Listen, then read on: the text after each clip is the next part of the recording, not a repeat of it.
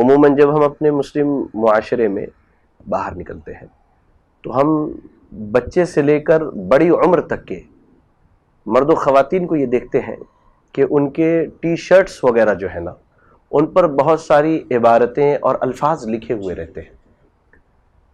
مناسب سمجھتا ہوں کہ اس سوال کے جواب میں علامہ ابن عثیمین رحمہ اللہ سے جب یہی سوال کیا گیا تو انہوں نے بڑا مناسب جواب دیا۔ میں وہی باتیں دہراتا ہوں۔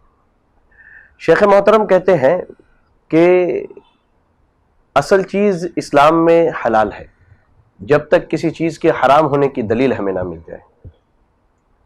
لہذا اس مناسبت سے ہم جب بھی کوئی کپڑا خریدیں جس پر کوئی عبارت یا کوئی چیز لکھی ہوئی ہے تو سب سے پہلے اس کے معنی اور مفہوم کی تحقیق کر لیں کہ ان لکھے ہوئے الفاظ کے معنی اور مفاہیم کیا ہے۔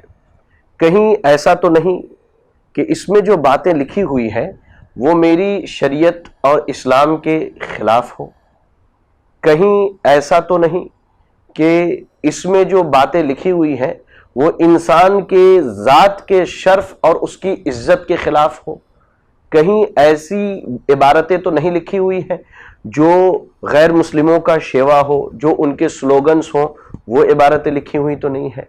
ایک مثال میں دیتا ہوں سمجھانے کے لیے۔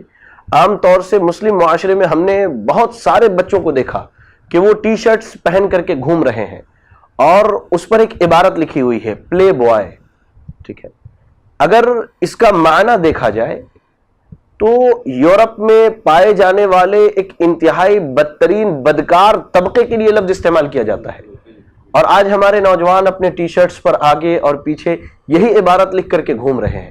تو یہ شریعت اسلامیہ کی توہین جہاں ہے، آپ کے مسلمان ہونے کی جہاں توہین ہے، وہیں آپ کی عزت پر بھی یہ چیز داغ لگاتی ہے۔ ایسے ہی ابھی حال فی الحال کچھ ٹی شرٹس مارکیٹ میں آئے ہیں کہ اپنا ٹائم آئے گا، اور نیچے ہندی میں عبارت لکھی ہوئی ہے اپن لائے گا۔ یہ وقت اللہ رب العالمین اچھے اور برے لاتا ہے، ہم اور آپ کون ہوتے ہیں وقت کو تبدیل کرنے والے اور بدلنے والے؟ تو اس طرح کی عبارتیں جو عقیدے میں فساد کا ذریعہ ہو، جو ہمارے اخلاق کے بگاڑ کا سبب بنے، تو ان سے بچنا چاہیے اور پرہیز کرنا چاہیے۔